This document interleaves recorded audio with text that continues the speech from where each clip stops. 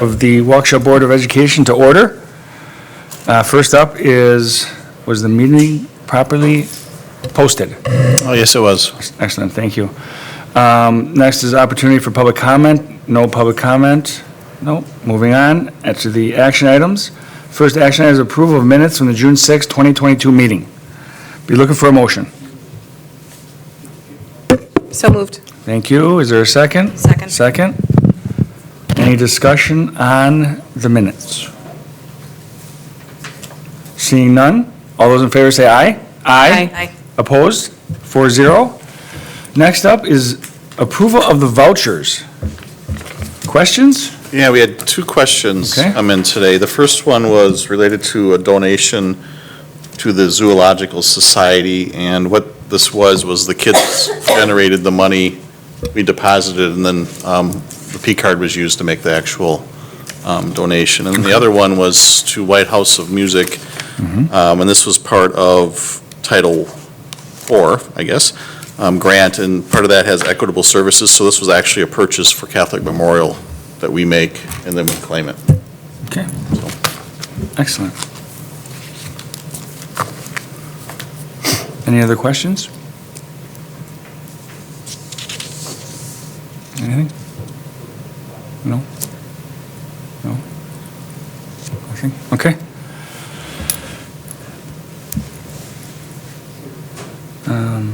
Did we move? Anybody? Looking for a motion? So moved. Thank you, Ms. Reinschak. Second? Second. Kozlowski. Any other questions? All those in favor say aye. Aye. Opposed? 4-0. Next up is the approval of the Sisa contract for the 2022-2023 school year. Yeah, and Dr. Cook's here for his annual CISA contract presentation, so I'll turn it over to him.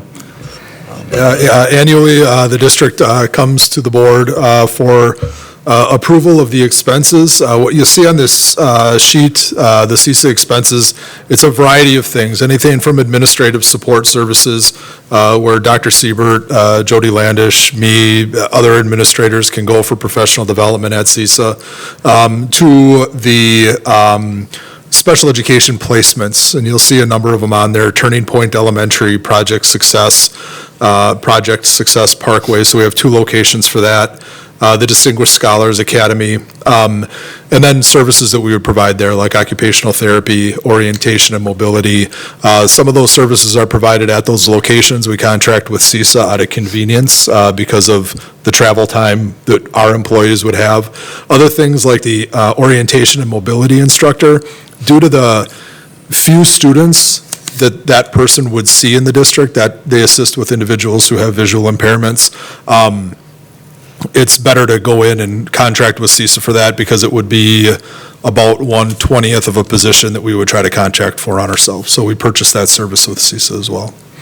So in total, the projected expenses are $613,737.76. From time to time, we do amendments on this contract as the year goes forward. For instance, if we have a student who is with us that needs an alternative placement, we still have the option to buy a seat in the future if we need to. And we have those expenditures budgeted in the special education budget in the district. All righty. Yes, Mrs. Just a general question for the professional development component. How is that determined? Like who goes and what things people attend? So if you were to look at it for like Parents United, CISA is the fiscal agent for Parents United, we will send staff and open it up to families for presentations on a variety of topics. So they have had presentations on at the Student Services Committee, when Jason Gahan presented on the WTA, they've had presentations for families on adult services for individuals with disabilities. They've had people come in and speak on AODA issues, mental health for students. So that is something that's coordinated through Parents United at night. That would be one area of professional development. For the District Assessment Coordinator, the DAC network, our assessment coordinator, formerly Amy Riebel, now Gina Jennerman, Jennerman, sorry. They can go there, collaborate with other school districts around the variety of assessments that are being put out, hear how other districts are administering it, using the results, bring that information back to us. So some of it is person-specific, position-specific. Our student services directors usually break up their meetings based off of topic, so something might be elementary focused, secondary focused. And again, a lot of it is regional administrators coming together, having professional collaboration, but also hearing presentations on certain topics. Thank you. Any other questions? We're looking for a motion. So moved. Ms. Kozlowski? Is there a second? I'll second. Mrs. Piasek?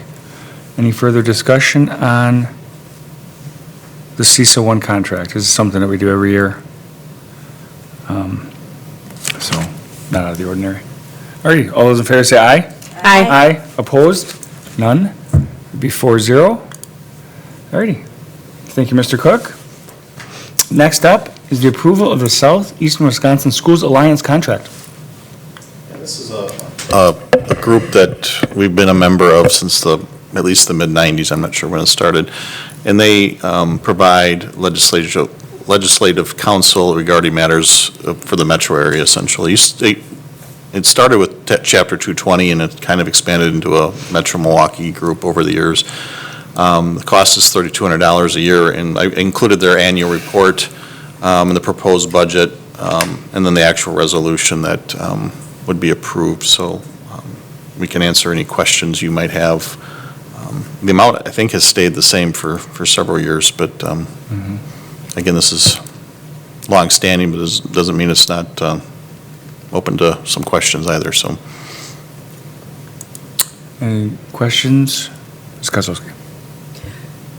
So I read through all of the information. My question is do we use their services? What are we using them for? $3,200 is not necessarily a large expenditure, but I'm taking a look at the annual report, and I'd like to get some understanding as to the value that this poses for our district. You want to touch on that? Well, Ms. Kozlowski, our monthly meetings, generally Dr. Cook, Ms. Landish, I kicked something there, sorry, and myself attend. We'll give the board updates on things that we learn. The past few years have been really COVID-focused. We spent a lot of time with Children's Hospital doctors in the beginning, which was very helpful. But as Darren said, there always is a legislative component. There are other types of, certain districts will do different types of presentations on various topics. We'll have guest visitors from the state of Wisconsin or the DPI. So there are virtual meetings in the morning, except for the last one of the year, which is in person. So we found that there's power in just being able to talk with the other district administrators as well as board members within this region, and we do have a number of, I want to say the number is like 80% of the kids in the state belong to the schools within the SWSA. Any other questions? Ms. Piasek? Thank you. Maybe not a question, more of something that we could consider going forward. I know we have a handful of memberships in groups like this. WASB is one of them. Not all of them have board representatives. Some have administrative representatives. It would be nice, although I know we don't, the invoices don't always hit at the same time, but it would be nice if maybe we could take all of these together sometime around the end of the school year and talk about what's working for us and where we want to go with it. I see unique benefits to WASB and SWSA, but I also see a lot of overlap between them. And Dr. Siebert and I talked about the fact that we do have the opportunity to have a board representative with SWSA. We just know that a lot of board members are pretty stretched. But we want to make sure that we're getting something out of it. So I think, and there's new leadership with SWSA this year that we might want to kind of watch and see the direction that they take. Correct, yes. I think it would be helpful, though, if we could kind of Right. look at all these together instead of kind of the one would at a agree. time. Yeah, I would agree. We can compile a list and present that at a future meeting. Sure. Yeah, thank you. It's a good idea.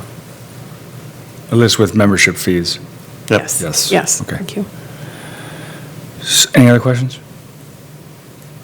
So didn't this group used to lobby on our behalf as well? We used to use their lawyers for things like that. Do they not do that anymore? I remember when I first got on the board, they did a lot of lobbying around school financing. And I was wondering if they still do that. That is a portion of every Okay. meeting, Mr. McCaffrey. Yes, Okay. there is a individual employed by the SWSA that is the lobbyist. Okay, and they still do that? Yeah. Okay. But when they started, if my memory serves me right, it was 220, and it was very much a legislative Yep. representation Yeah. type of thing. But now it's broadened, 220's kind of gone by the wayside, but it's still part of their core mission, I guess, is to Right. represent the Okay. the needs. I just wanted to make sure that, because that's what originally we were paying for is the lobbyists and the lawyers. Okay. And then is South Milwaukee, South Milwaukee is the host? They've been the fiduciary. I Yes. used to bill this district back in the 90s, so it's Yep. been there for Right. ever. Okay. Yeah. Just wanted to make sure that they're still the host district. Okay. So we're looking for a motion. Actually, I'll make the motion to approve the contract. A second. Seconded by Ms. Piazzik. Any other discussion? All right, all those in favor say aye.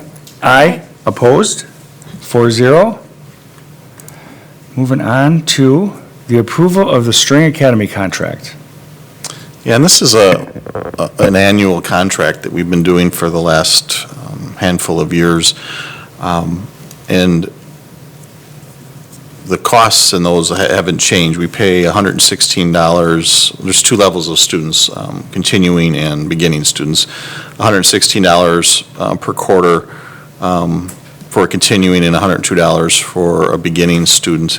And that essentially subsidizes our students taking a part in this program. And if I remember right, this goes back to a reduction of orchestra in the elementary schools. It's kind of a different approach to serving kids of that age group.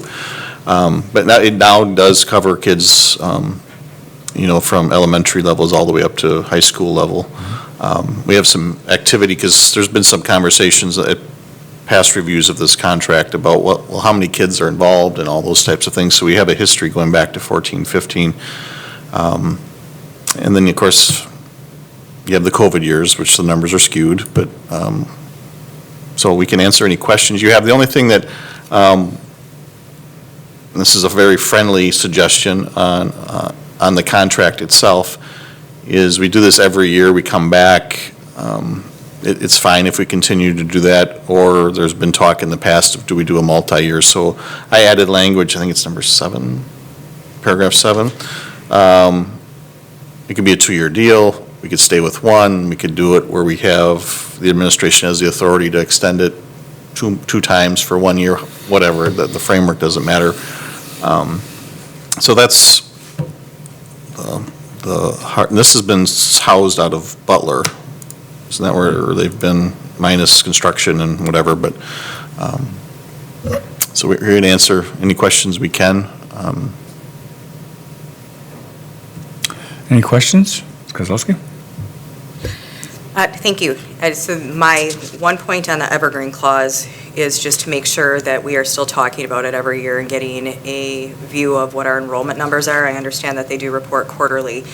A couple different pieces is that the agreement actually calls out that parents have a stake in this as well, right? So they're paying a good portion for their child to be in this.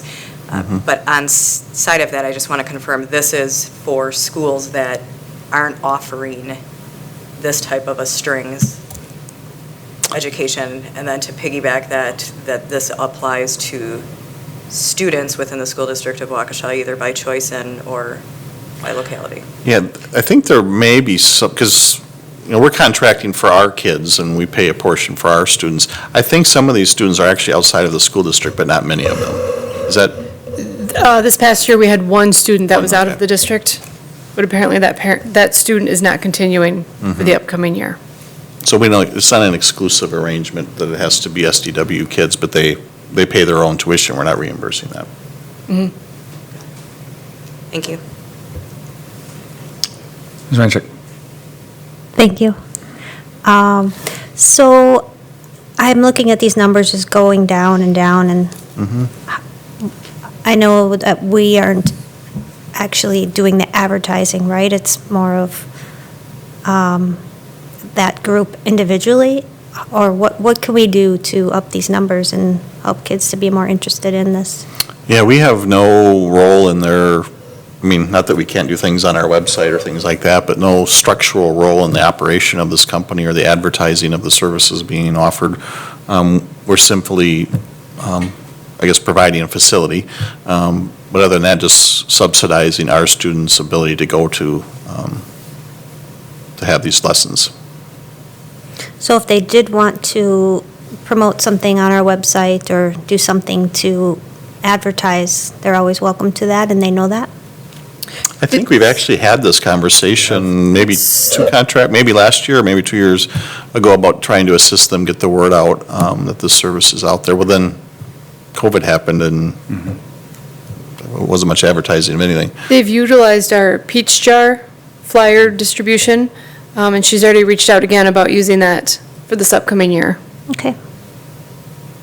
She also has gotten 5 new students over the summer that aren't reflected in these numbers. Okay, These are last year's numbers. excellent. As long as they know what they can do and they're, the options that we have for advertising and that they're utilizing them, then, okay, that's all. Any other questions? The String Academy contract, anything else? I'd be looking for a motion. So moved. Thank you. And a second? Thank you. Ms. Kozlowski. Any further discussion? All those in favor say aye. Aye. Opposed? 4-0. Thank you very much. That concludes our action items for the agenda this evening. Next up is the discussion information items. First up tonight will be the heating, ventilation, and air conditioning project plan. Yeah, we, Joe Hines and Kyle McCarthy, who've been here a few times now, are here to follow up on our conversation from last week. And let me bring this. Yeah, what is it now?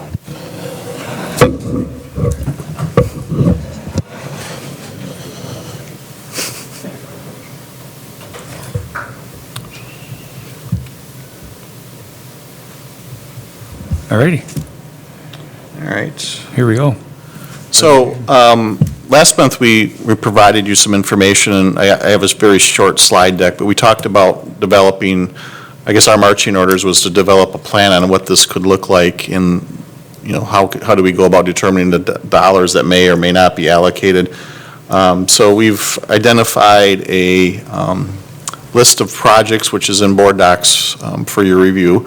And that would be the heart and soul of a RFP for engineering services. So you can go through those. We provide a little rationale in areas where we're increasing air conditioning, for example. We kind of reference and kind of guesstimate, you know, what percentage of the building would be impacted in terms of adding air to it. So the background information you've heard before, but this all started with COVID and then having the study by Ring and Do, which was reported out, and this has been a topic the last couple of years. And for people who don't know, we have 26 sites and 2.2 million or 2.4 million square feet of space.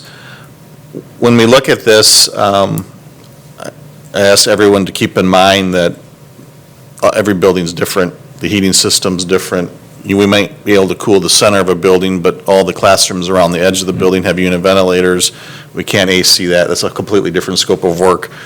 So I always say in Waukesha, you never say always or everywhere, because it doesn't happen that way. I asked Joe several months ago to break down AC, because our AC in a lot of our buildings is kind of hit and miss. It's not 100% wall-to-wall. So by percentage of square footage being provided AC, and our buildings kind of break out fairly evenly, down to some that have very, very little. So I've been asked several times about what have we been doing with our HVAC systems, because you read the Ring and Do study, you think, well, we haven't been doing anything. I haven't added the duct cleaning and the things that we've done more recently, so we're easily over $11 million of improvements in HVAC, primarily referendum funded. But the middle schools, the three larger middle schools have been completely retrofitted through the referendum work. Then we touched part of South, and then a lot of the areas, the secure entrances, the offices, because the schools run it in the summer, we brought AC to the office area. So that's the work that we've done recently. The findings of the ring induced study, 93% of all major air handling units were beyond their anticipated lifespan. I always, when people say that, I always, I don't know, cringe a little bit, because they are consultants for, nothing against consultants, but that's always dangerous. But I think the 28% of all major air handling units that are 2 times beyond their lifespan, I think is getting to be a true measure by, I think, just about anyone's measure of how long these things should last. In the list of projects that are included in the board docs, we don't follow the ring and do study verbatim, because some units run better than others, and this shouldn't be seen as, and I've said this every presentation, I think, a failure of us to maintain these pieces of equipment. They are functioning, but they are at the end of their useful life.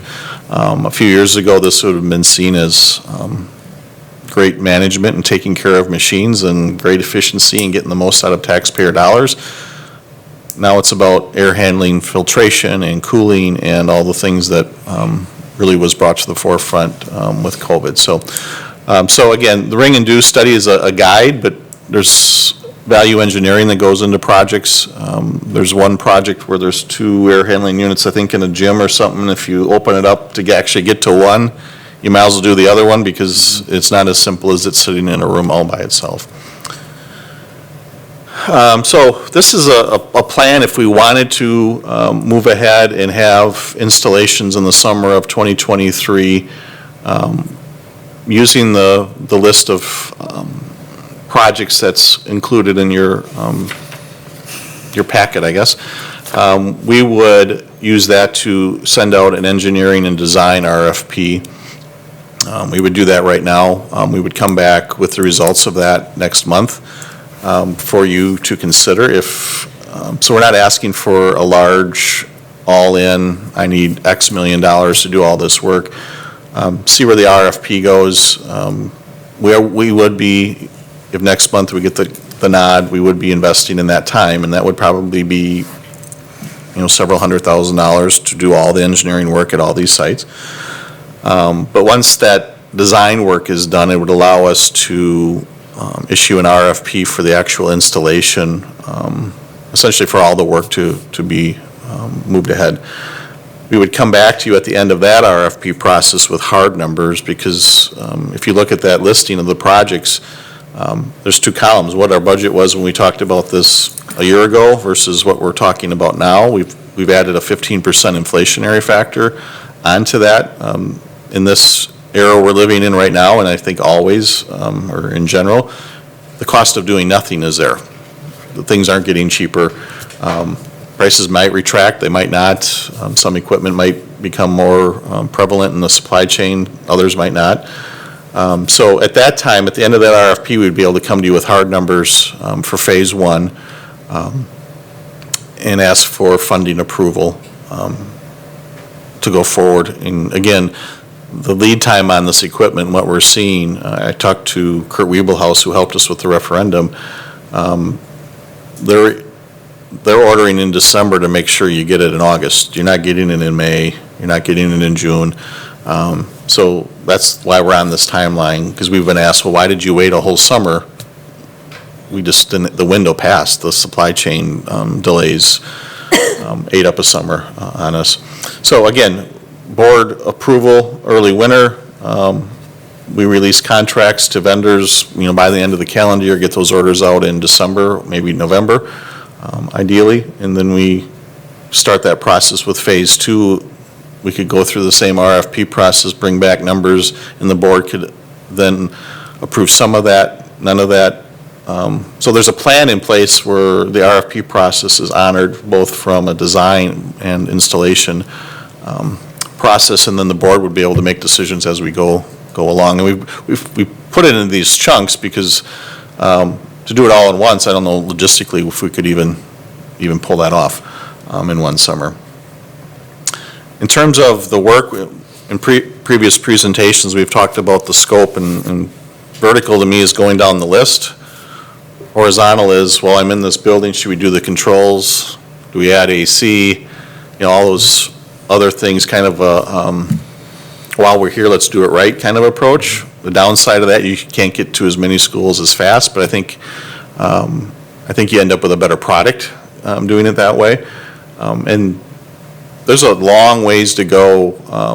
HVAC's like roofs. You could always be doing something with this many schools and locations. You could always be looking to improve something. So it's kind of a blend.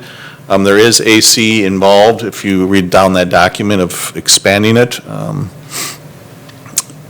But again, the prioritization of the equipment replacement is, we're not just going down the ring and do study, because what the ring and do study, and this is the only way you could do that, is what if we replaced exactly what we had? It didn't go into expanding AC. It didn't go into what that building might look like or what uses it might have in future years. It was simply plug and play kind of analysis, and what areas do we need to look at.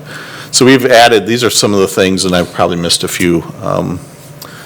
A lot of it has to do with their experience, our team's experience with maintaining the equipment. Some pieces of equipment run better than others.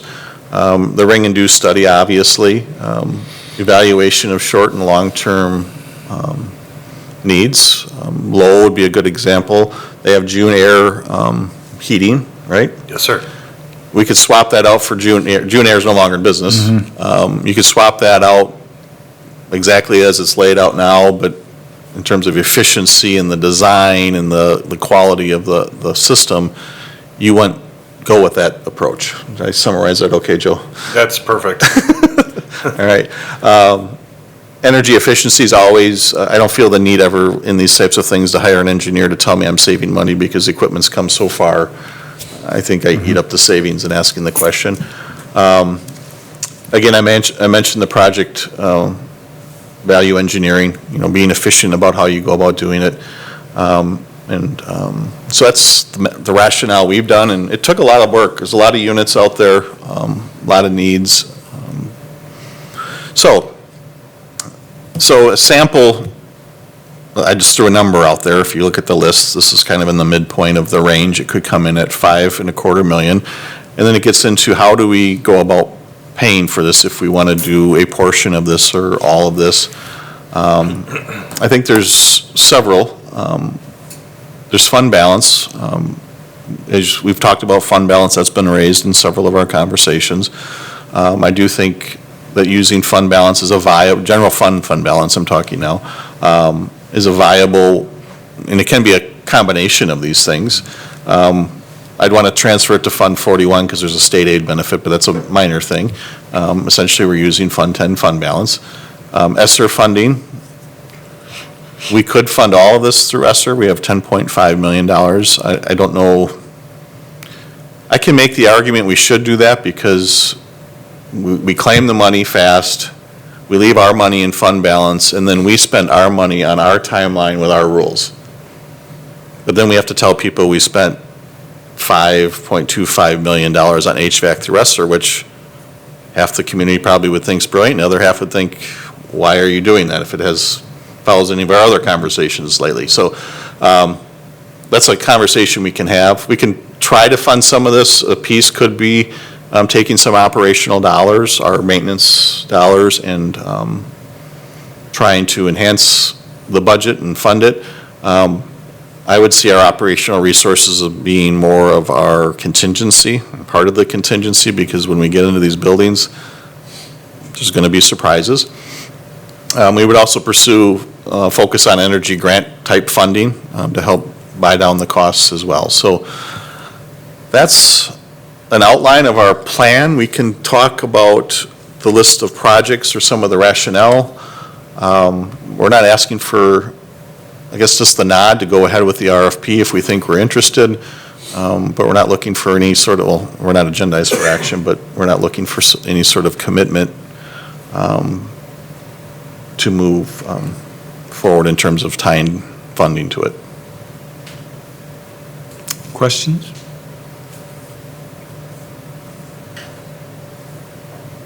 Anybody? Ms. Piazza? Thank you.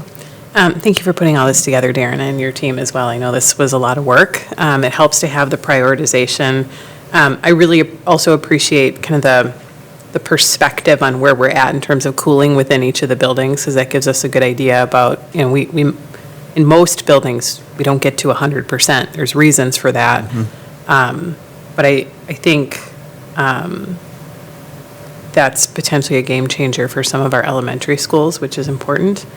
The one thing I want to just clarify is some of the digital control upgrades are pushed to phase 2, but don't look like a significant amount of cost.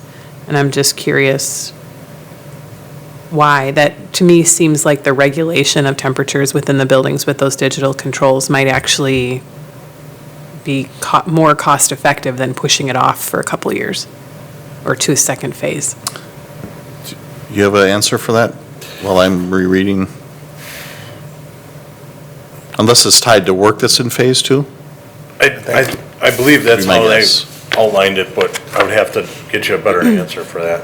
I mean, the one that caught my attention, the Whittier one makes sense, North High School, which makes me think that that's probably because those air handling units are okay and can wait until phase 2, so we're going to hit it all then. Joe? Exactly. So North High School went into the phase 2 because we had chosen like a couple different schools in priority 1 that would align with the DDC in those schools in the priority 1. Okay. So if we went after North High School in priority 2, we would go after the digital controls in that building at that time as well. So. It sounds like it would be maybe more expensive or more complex to just do the digital controls across the district and then go Correct. back around and update the air handling units. Correct. Okay. Yeah. I don't know if there's been any, maybe in that original R&D report, there was some analysis on the cost savings associated with the digital controls, but it just does seem like one of those things that we want to do as soon as possible. Oh, Yeah, that's our goal. it's a goal for us for sure. Yeah. Absolutely. And in a building as big as a high school, I just feel like the financial benefit might outweigh pushing that off to phase 2. But that just makes phase 1 Yeah. that much more expensive. And so. that, actually, it reminds me of a point I forgot to make. Lowell, if you look at Lowell and, we're talking about moving away from the June Air equipment, but if that becomes so cost prohibitive that we can't get out of there, and we can't go to other buildings as we planned, we've talked about you reshuffle. Maybe Lowell, you do nothing at all, or you do some minor tweaking, and then something from phase 2 would move up. But we won't know. Lowell and Prairie, I think, are our junior schools. That's correct. We won't know that until we get the bid results in, just to be able to make that call. So this isn't ironclad. This is just us and our wish list of the things that we'd like to do in that order. So North could move up, or I think North is the first one listed, but Phase 2. I would iterate what Darren's, you say if we go into a building, we could go out horizontally, and that's what we're looking at, like from the elementary schools that we have depicted as the priority. We wouldn't want to leave there without tackling the automation controls because they're antiquated and run on pneumatics still, and Yeah. we combine that all in whole, and it would be a good energy savings as well. A lot more efficient. and allow us to supervise temperatures and Yeah. put down Oh, yeah. building checks and all the other things that we do. Yeah, I mean, we all talk about how unusual this year's weather seems to be, but it's certainly not that much different than any other year's weather in Wisconsin. So we get these temperature fluctuations and humidity fluctuations, and I just feel like those digital controls will go a long way in cost. We enjoy them where we have them. Oh, yeah, Oh, yeah. absolutely. Any other questions? So is everything on this list, you can switch the controls out without switching the units out? Definitely, we can adapt controls to existing units, but we don't want to change out a unit and adapt. To the old unit, but do you want to change the controls out to an old unit and then have to readapt it to the new unit? Right, we don't, You don't want to do that either. We wanna- I mean, I'm having that issue at my house right now with the evolution system. Something's not working because we correct. changed the part out on an older unit, so now I got a problem. So I want to say that a lot of those digital controls are being changed out as we're updating the units, because that's the most cost-effective way to do it. absolutely. Right. That's the mindset we have. Yeah. And then another question, and all of these things on the project phasing, these are all, none of these are additions? These are all retrofits? Retrofit. Okay. Do we have any additions? So for instance, I've had some people ask me about South, the field house. Have we looked at that? What that's going to cost? Is I had it it. in there? I haven't seen it. I mean, we had a discussion where it was going to be, Sure. We had an earlier proposal, just like a rough estimate Right. of what it would be. I am reevaluating that. Okay. From an HVAC standpoint. right, I'm looking at it so that it incorporates the field house and the upper weight room. yep, And I have a feel that, should, accommodate that area pretty well. Okay. But there is the one other area, I think, business education, I think, was Okay. one up there, so. That I should have in another couple weeks. okay. I don't have a timeline on it. But Yeah, no, for sure, I understand. I mean, it's a lot. earlier on, like Darren said, the cost of everything has went up, and I'm like, Yeah. I couldn't even share that number with you today because that's already 5 years old or. Right, no, for So- sure. Yeah. But South is the only gym that we don't air condition? I know that because we scheduled there. As far as high school. High schools, yes. Yeah, as far as high schools, right, It's always on our mind, you know what I mean? Yeah. It's never far from it, we're always trying to. right. I mean, it wasn't built for air conditioning. Yep. When it was built, it wasn't intended to be air conditioned, which is another issue that you have with a lot of these schools and facilities that we have, is they were built at a time where there weren't, air conditioning wasn't even thought about ever going to be in these schools. Wasn't in people's houses, No, much it wasn't less in even, schools, right. Okay, One thing about gyms, since you touched on it, we did move some things down at the elementary level in particular, because those units were for the gyms, and we're focusing more on the instructional spaces at this point. And you're right, South, the field house has a lot of different uses, and right, so it's, I guess the high school would be a little different, but just so you know that we are looking within the building and what the uses really are, and using that to help drive some of these decisions as well. okay. And then the June air system, is there a direct retrofit for that, or is that going to be a major nightmare trying to? Nightmare. Yeah, it's going to be a major, that's what I thought, because nobody makes anything that is compatible with that at all, right? And a lot of it's built in place. Yeah. That's Where we're correct. not, Okay. so you get into a lot bigger, project. Yep. Trying to retrofit, Okay, so. alrighty. That's why we don't know if those two sites. I know, would that could the be- Phase one, because at some point you have to balance out what the opportunity cost, I guess, of Right. investing that much money into those Yeah. schools. Okay, alrighty, thank you. Any other questions? All right, gentlemen, thank you very much. Thanks for Thank you taking for time. having us. So we'll be to come back and see us. next month with Yep. the results of a Okay. RFP if we have it. Yep. Excellent, thank you. Thank you, appreciate it. Thanks, guys. Thank you. Thank you. Have a good night. You too. Alrighty, next up is the monthly budget report. This will be our shortest report. This year just ended, so anything we would have gave you with the June 30 stamp on it. Right. Is nowhere near where June 30 is going to end. Right. So we just decided, we are within the approved expenditure. I'll tell you that. Okay, I thought it would just lead to more confusion than Right. anything else. Okay. excellent. So we'll report out final field works third week of August, or second week of August, so after that we'll report out. Okay, fantastic. Alrighty. Up next is the Esser update.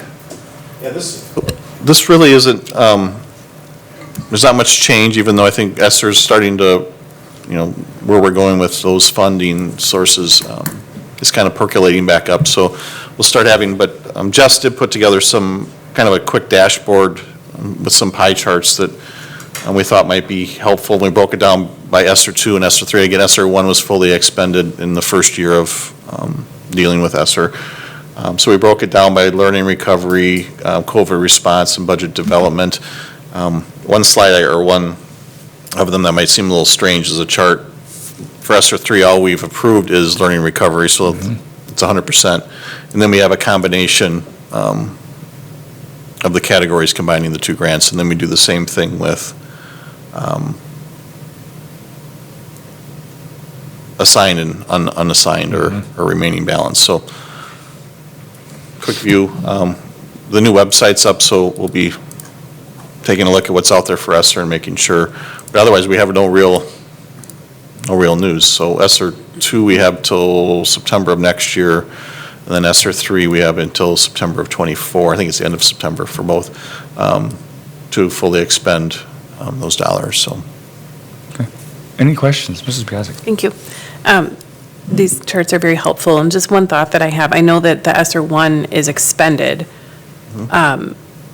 but it would be helpful if we could look at all the Esser funding together. Oh, go back and capture Yeah, I it? think this also gives the impression, the tiny sliver around COVID, but I know Esser 1 Was all. was 100%. fully dedicated to that, so I just don't want these charts to be misleading in the sense that it looks like a sliver, but it was all of Esser 1. Yeah. So I think it would be helpful to just put all the Esser money onto the same chart. It's just my opinion. No, I think that's a good add. You have that, Jess? Perfect. Alrighty, any other questions about the Esser 2 and 3 funding? Alrighty, thank you very much. Moving on to our next item is budget development. Yeah, we, every July 1st, DPI comes out with a state equalization aid estimate. And we had presented this chart actually last month, and really what we need to do is identify a tax levy scenario to go to the budget hearing. Because next month you'll be asked to approve the preliminary budget to advance to the budget hearing. But you need a tax levy, you need a tax rate, you need those types of things. So we ran the tax levy scenarios with no change in state aid. Again, the top half of the revenue limit's all the same, the $3.4 million reduction in authority we talked about during the Whittier-Hadfield conversations is coming to fruition. But then it becomes a conversation of where's aid coming in, so that way we know what the levy is. So if aid stays flat with where we are this year, we would actually have a levy decrease of just shy of 4%. This isn't financial wizardry. If you lose authority, you're losing taxing authority. So if aid comes, I had Sherry run it, I said, do the midpoint between the 0 and the DPI July 1st estimate. If that midpoint were to come to fruition, we would drop our levy by 6.86%. And if DPI is right, we'd actually see a levy, and I'm not talking rate, I'm talking the truest measure of taxation in my mind, the levy, you're talking 9.72%. Now, what does DPI know? They're doing that off of our budgeted numbers. They take our budgeted numbers and they throw it into the equalization aid formula. We're looking like we're going to spend at our budgeted numbers, but I don't know what all the other districts in the state, because this is all one pool of money, so we're all reacting to each other's numbers. Either way, I see a very positive tax situation for us come fall. Now, whether you want to jump to that DPI estimate now, I usually tend to be a little more conservative. And then the other thing I think we need to think about, this assumes that we continue to levy for the early payments of our long-term debt, the defeasance that's allowing us to pay the referendum off and scheduled for 6 years. You know, do you jump that much further ahead in that cycle? But there's a lot of conversations and some long-range planning discussions that I think need to happen before we jump to that. And we have until October to iron that out, what our next steps are.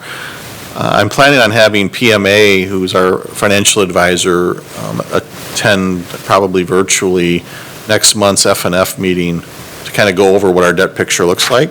It's kind of a short conversation because there's not much left. But just to show you what could happen in terms of interest savings, buying it down, of course, the levy impact of buying it down earlier. So this is a great, easy tax conversation to have, but it's coming off of the rough budget conversations we had. So this isn't 100% win for us, but it's it is what it is. The state formulas are driving this. So I thought these numbers were interesting enough that I brought it back with the latest and greatest information. Questions?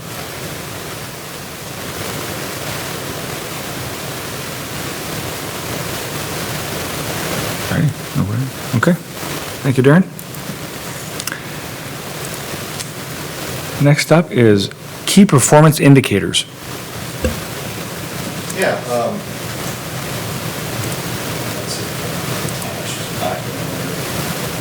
Last week's financial page.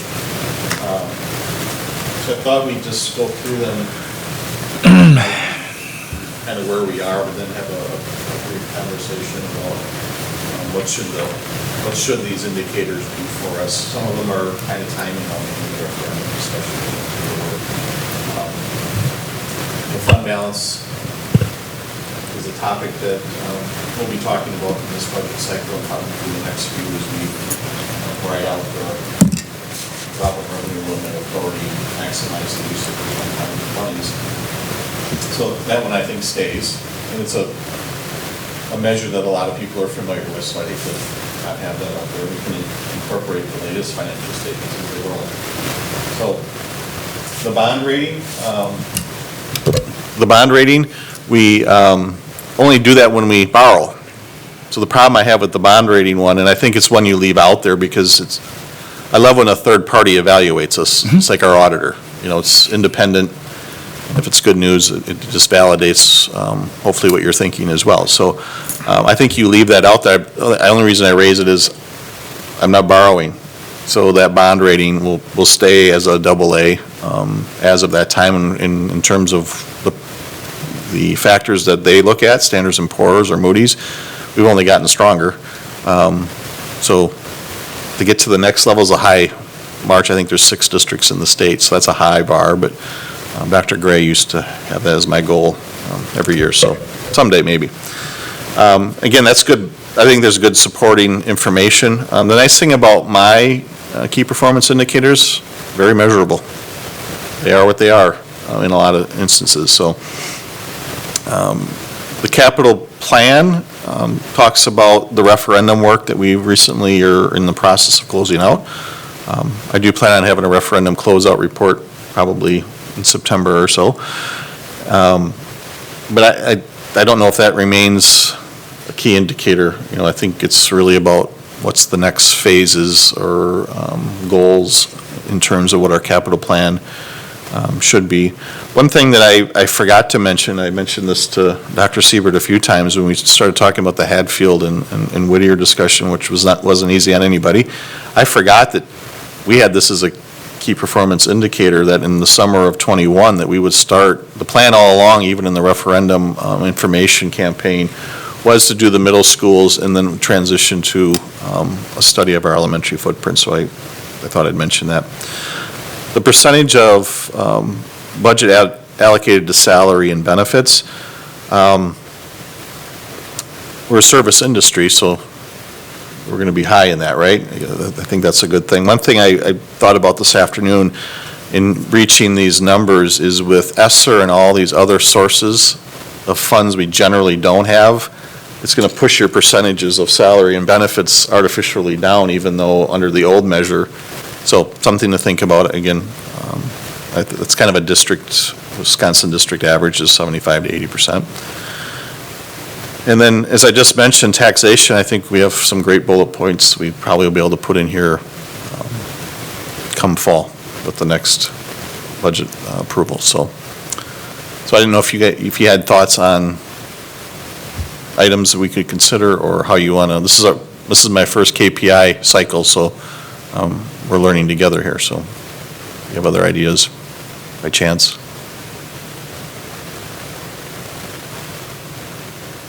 Mrs. Piazza? Thank you. Thanks, Darren.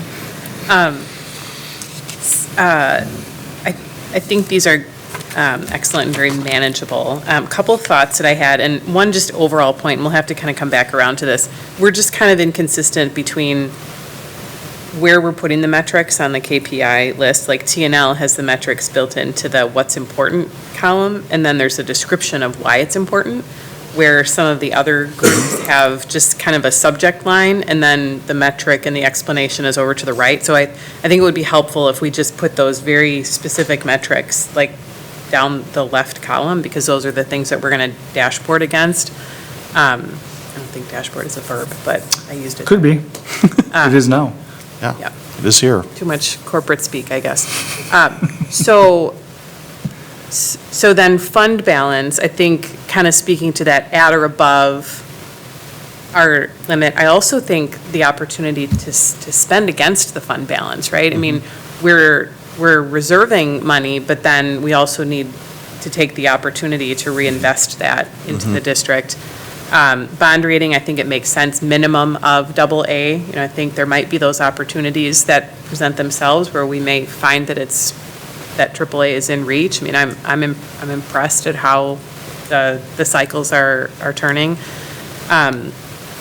The percentage of budget allocated to salary, I think there might just be something, less that one-time money or those. Yeah, net it out. That static money, yeah, that we might just want to focus on recurring operational. Taxation is interesting coming from the conversation we just had about where the state is kind of landing with all of this, because it's a little bit nebulous. It's really a difficult number for us to capture, I guess. It does somewhat just keep going down, though, which is a good thing for our constituents, but I think that just that balancing of the equation is a little bit tricky. So, I don't know how much control we have over that, I guess, is where I'm going with it, outside of. It's a formula-driven Yeah. machine. Yeah, so it's an interesting data point that we're serving, 12,000 students with one of the lowest tax rates in the state, Right. but it's also, it's a blessing and a curse. Might be something that we just monitor, but it's not necessarily something we can drive. Yeah, it's a hard, even when we compare in Waukesha County, let's say we usually talk about tax rate and where we fall, and even tax rate, I'm finding, I don't know if that's it's still a measure, but property valuations are skyrocketing, and there's fewer and fewer kids. It makes it sound like taxation is really moving, but taxation is still in the middle of it. How do you, because we were always, us and McGuanago were always the lowest. Well, Muskego's growing like crazy. Their tax rate dropped like a rock last year. Just because, I mean, they're doing great work down there. I'm not saying that, but it is a hard thing to compare, and, we have a lot of commercial property in Waukesha. Another big district might not have half as much, so it's a hard measure. But that levy amount is really, like you said, property values and other things kind of affect the rate as opposed to the total amount. So I just, I don't know if it's a KPI necessarily, or if it's just a metric that we're watching. Right. So I think it's important that everybody understand what those numbers are. And then maybe just circling back to the capital plan, we're talking about completing the work that constituents supported, lots of safety, security improvements, and then rolling some, new funding or one-time funding or fund balance into kind of finishing off those capital improvements from the HVAC perspective. And that might be something just to watch, that's the reinvestment in those facilities. And I think we're setting a threshold that says we take this seriously, and it's a pretty significant amount of money. So I think it might be worth looking at that reinvestment into facilities as something measurable.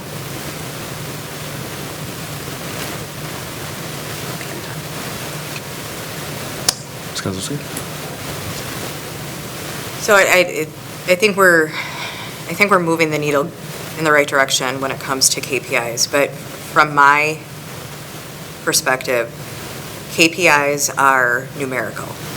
To the best that we can present a trend in time, we can understand in a quicker fashion where we stand on we're either meeting, not meeting, or we're trending in a direction. So, a couple things that I would take a look at as fund balance. So even if we're listing the fund balance over a trend of a certain period of time, you've got a point under there that talks about what's restricted, what do we have that's available possibly for reinvestment. The bond rating, again, great, as long as that kind of stays static. It's just hard to read a narrative and understand how, am I doing good, am I not, and where am I at, and what am I measuring to, what are my goals? Capital plan, same thing, right? So we had a referendum, here's where we're taking a look at what we had available, what we've done, what we have left. I like the ideas of being able to break out for the percentage of budget to salary, the Esser, and carving out how these pieces come together and give you the full picture. But again, I'd like to see things numerically where it makes sense, because that is what really tells a story in a quicker snapshot as to trends and how we're looking and where we're going.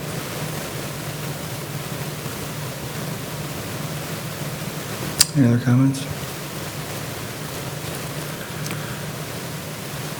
So the question I have is, who came up with these? These KPIs? Yeah. I think Jim and I, Jim, okay, because this is something that we have talked to you about or the business director, and for 16 years in my tenure. This is nothing new.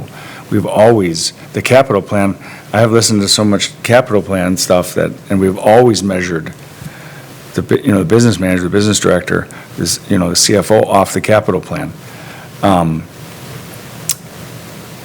The salary to benefits has always been a big thing, never go above 80. I've heard that every budgetary cycle. The taxation has always been a way that we have, as a board, I don't know if the superintendent, because we were never really involved in those reviews, but when we would talk about the CFO, these are all things that you have always been measured on, correct? These are all discussions that we've had at F&F at one point or another. Yep. In the years.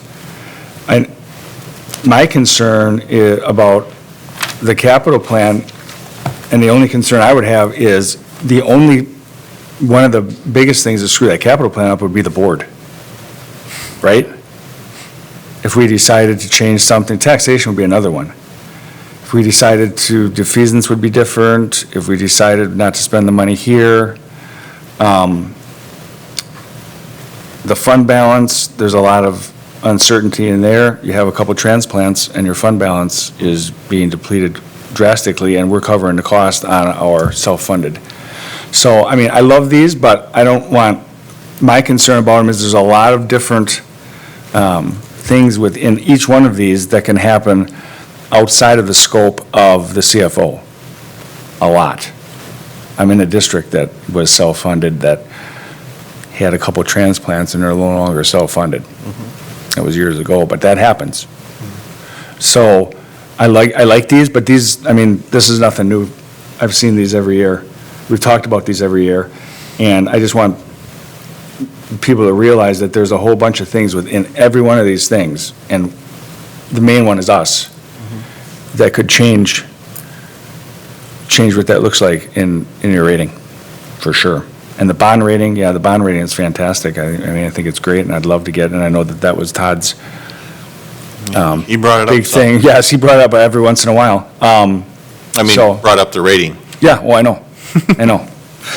and the topic. Yeah. But no, I think they're great. It's just that a lot of these things depend on the board. A lot of these things could be key performance indicators for the board at the ballot box. If any of these things are screwed up, And I can guarantee you, to me, this is like the board would play a bigger role than you. some of these are, like the capital plan, that's a plan of action. Some of these things, I guess I look at them as. The capital plan is the board of action approved, Oh, yeah. by the board. Yep. If we don't like it, we can, and we change it, that changes your key performance indicator. I would have to say that this is, I mean, you could use this for the board, you could use this for anything. I mean, Most of these items to me are a financial report card. The type of thing you yeah, on the health. And, you know, the Right. taxation and. Yep. Yeah, right. So I think they're different than the other ones that we have in the document because it's just the nature of the financial side of it. I would agree.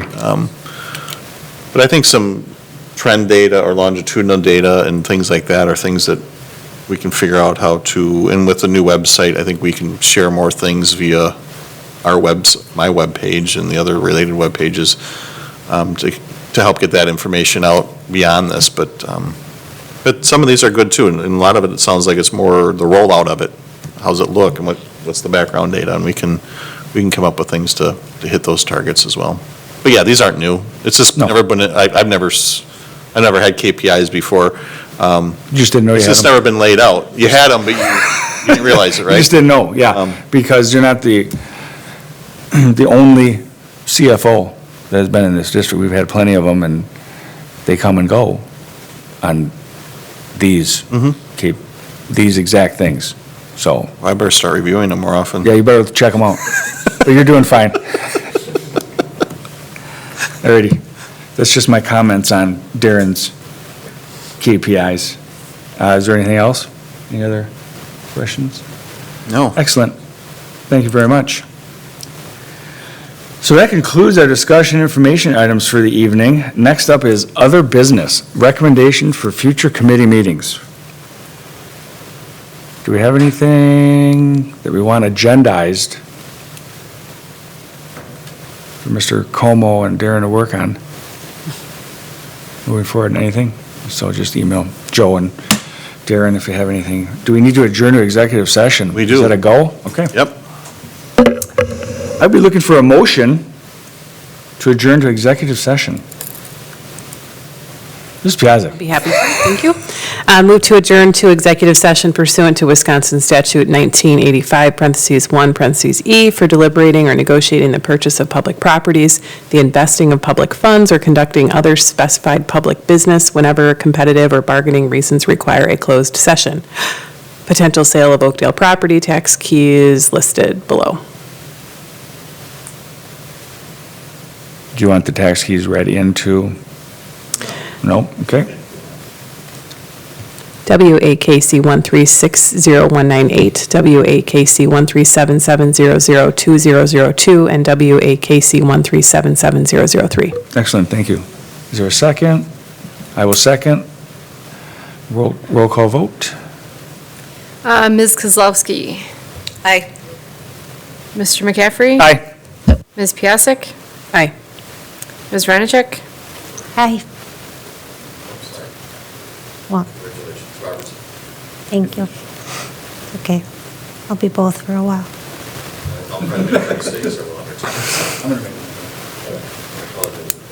It's okay. We are in closed session.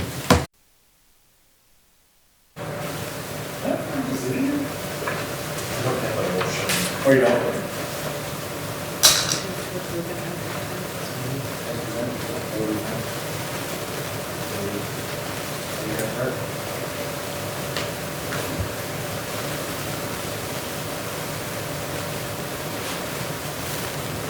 We are back in open session, and we're looking for a motion to act up on the potential sale of Oakdale property, tax key AAC 1360198, AAC 13770020002, and AAC 1377003. Thank you, Mr. McCaffrey. I would move to approve the contract terms for the said properties as presented. Second? Any discussion? All in favor, say aye. Aye. Opposed? Zero. Thank you, Clark. Clark? Okay, yes, thank you all, have a good evening. You too. Okay. I did.